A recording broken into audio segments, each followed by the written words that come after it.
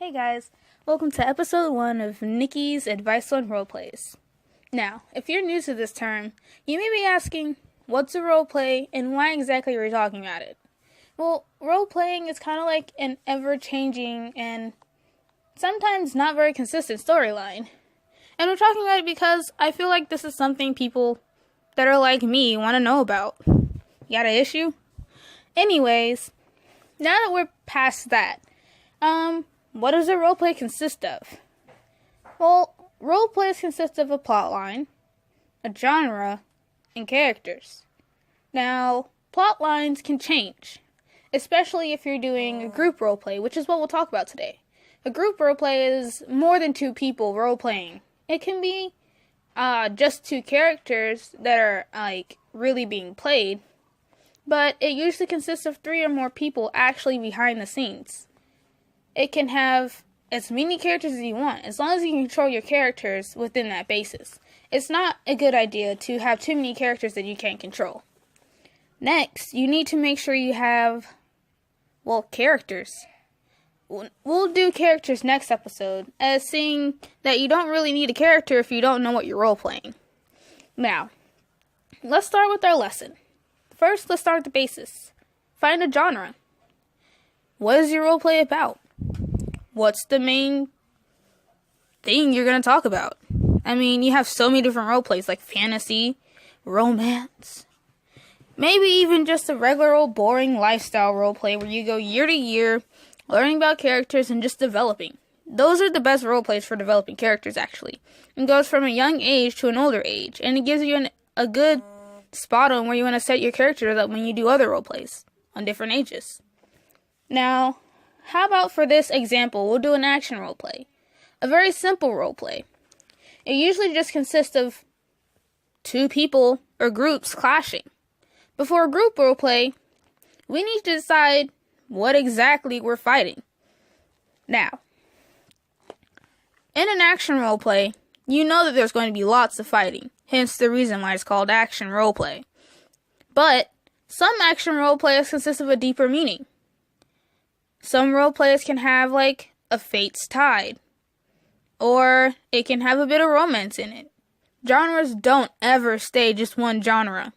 It just doesn't get overtaken by other genres, which makes it that genre roleplay. For an action roleplay, make sure that you have characters that can fight. Even if not all of them can fight, some of them should know how. Now, that doesn't mean everyone knows how to fight pro style. Come on, we're not in Tekken.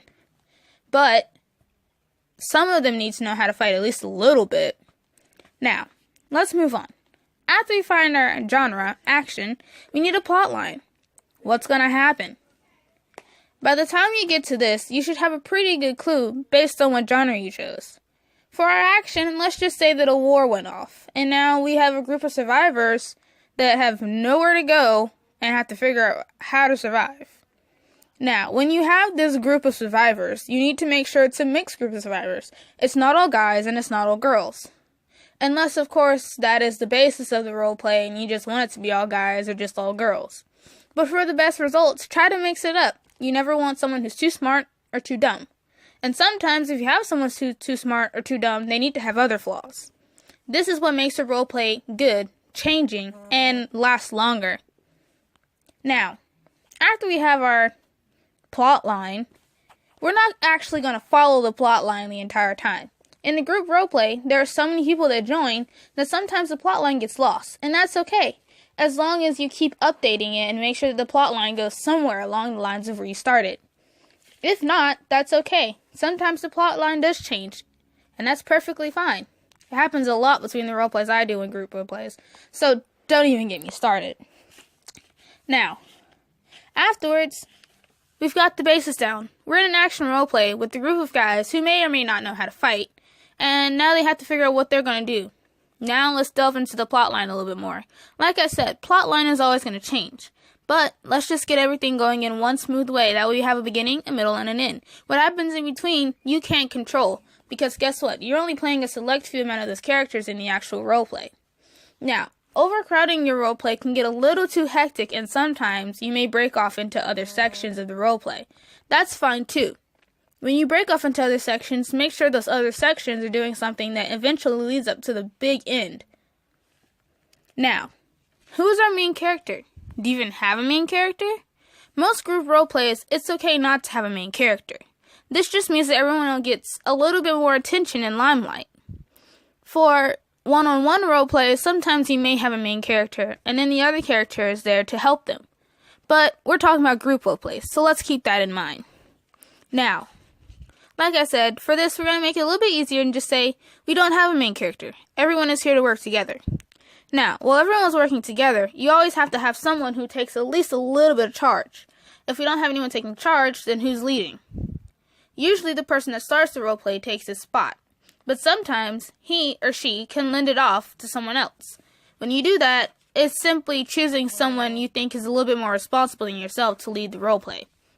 Now, for this roleplay, let's just say the main plot line is, now we've got a group of players, and they're going to go fight a war. To finish off the war. I don't know. Anyways, now you've got a basic plot, meaning beginning, middle, and end. Now what do you do with that? Well, you add your characters, of course. Well, after you've got your main plot line, and you've delved deeper into the entire plot line, you've got a story. Now with your story, you've got an action adventure. And you've got people fighting along in a group that may or may not know how to fight against an enemy we don't know yet. So let's make sure that we go a bit more into our characters.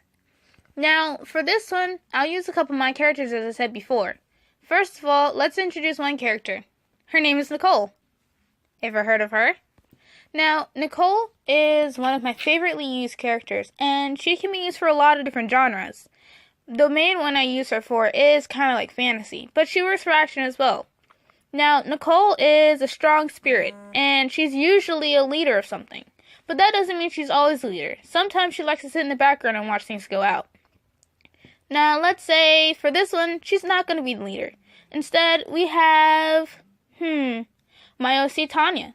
Tanya is also another good leader figure. She's also kind of like a mother figure, which helps out in the fact that we have a group of characters who may need a little bit of guidance. Now, let's see. Our enemy. Well, we never actually went to who the enemy is. Who are we fighting a war against? If we don't have that, then we have nothing. Now, let's just say there's this guy named Connor. Another one of my OCs. He's not exactly one of the best guys in the world. So, it's perfect to use him as an enemy. Now, all enemies aren't exactly just evil and pure to the bone. But sometimes they have other reasons for why they're doing what they're doing. Now, Connor has a bit of possessive issues. And so maybe we can just say he started a war because something happened and someone took what was rightfully his. That doesn't exactly mean he should go into war over it, but that's usually a flaw between a character that's evil.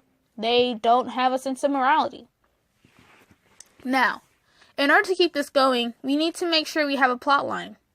What's going to happen once they get there? Are they just going to fight him and everything's over? Well, that's usually how a story ends, but let's make sure we get there first. Now, you're not just going to walk straight there and have, like, I'm going to fight you now, battle. Obviously, you're going to have some trials and tribulations. He's not exactly just going to sit up there in his high and mighty castle and just let you come and charge him. You're going to have some difficulties, or otherwise known as minions, sit in your way. Sometimes these minions can be straight out flat monsters, and sometimes it can be armies or other strong soldiers. So, let's just say, first of all, you have to get there. And, well, the journey is going to be a little bit trying, because guess what? You got a bunch of people who probably don't know each other, they're all trying to survive, and they're all trying to get rid of deaths. This is a war, come on. It's not like they're going to be, oh, I'm so fine, ready to go kick some butt. Someone's going to be crying the entire time. Someone's going to be making narcissistic remarks. And someone's just going to be just plain stupid. It's up to that leader to control everyone. And once you have that leader under control, usually things tend to go a bit smoother until something bad happens. Now, let's just say that Tanya does manage to get everyone together and everyone's like, Yahoo, let's go do this. Then what happens? Everything's not going to be smooth sailing just because of that. Now you have to worry about who's fighting who. Are you fighting the bad guy or is the bad guy fighting you? Who's winning and who's losing? The winning team can't always win in the beginning, because then it gives no struggle and it gives no drama. Now, we can't just let the story plot have no drama. Sometimes you're going to have to add a bit of romance, and sometimes you're going to have to add a bit of unnecessary drama, which adds up to needed drama, especially when the plot line gets dry. Trust me, a dry plot line is never anything you want to run into. Keep it wet by adding random pieces of facts in there. Maybe you held something out about a character and maybe it's now coming to light. Maybe one of the characters is actually a double spy and he's actually working for Connor. Who knows? The best way to add drama is to make sure that people know there's something about your character, but they don't exactly know what. So let's say Nicole, this entire time, has had some type of ability we don't know about, and she didn't tell anyone. Sometimes that can cause trust issues. Now that no one knows about this, she's sort of an outcast. And when they do find out, it's kind of a trust issue. You can't trust someone who lied to you, can you? Now, that problem can be an everlasting problem that ends up to something bad happening, or a test of truth. Sometimes these things can happen over a battle, and sometimes these things just happen over the course of time. If you want to add up some more stuff, it can happen during a battle, which is perfect, especially if you want to move things on a little bit quicker. Just don't delve too much into it yet, because then you won't have anything to talk about later. Now, once you finally get to that final boss battle, that's okay. It just means the roleplay is nearing an end, but that doesn't mean that the story is ending. You can always add something else on, and they don't always have to win. Sometimes you can end it where everyone dies, and that's perfectly fine. Now, once you get to that point, though, you have to really figure out how you're going to do this. Everyone else is trying for that top spot where they get the kill. Well, who's actually going to get the kill? Is it going to be the leader? Is it going to be the one no one trusted? Is it going to be the one kid that was too scrawny to do anything in the beginning of the adventure? Now, once you get to the end of the adventure, the main question is, how are you going to continue? How are you going to end? And if you're going to write something else that goes along with it, how are you going to start that? What's the plot line for that one? Now, sometimes it's best to leave a roleplay off with a bit of suspense. Did you actually kill Connor? Did the entire team actually die? Was that love child between someone and someone actually going to bear fruit?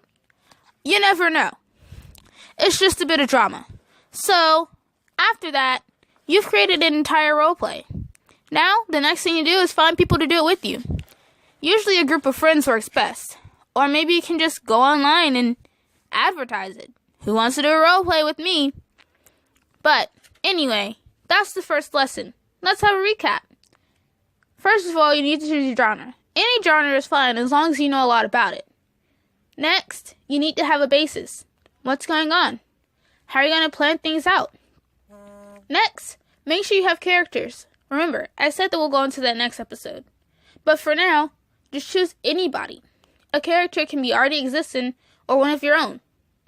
Next, make sure you delve into what's actually going to happen. Make sure you have your enemies, your allies, and everything that happens in between. Don't forget to add drama, have lots of fun, and make sure you actually go into detail on what's going on. Never ever continue to say, he or she smiles, or he or she laughs. Because then people get the wrong image of your character and they don't have any personality. Next, make sure that you don't do one-sentence replies whenever you're role-playing with someone who's really serious about the roleplay. And never be too serious about the roleplay, because then people take it the wrong way. Just make sure you have fun and keep your replies moderately long.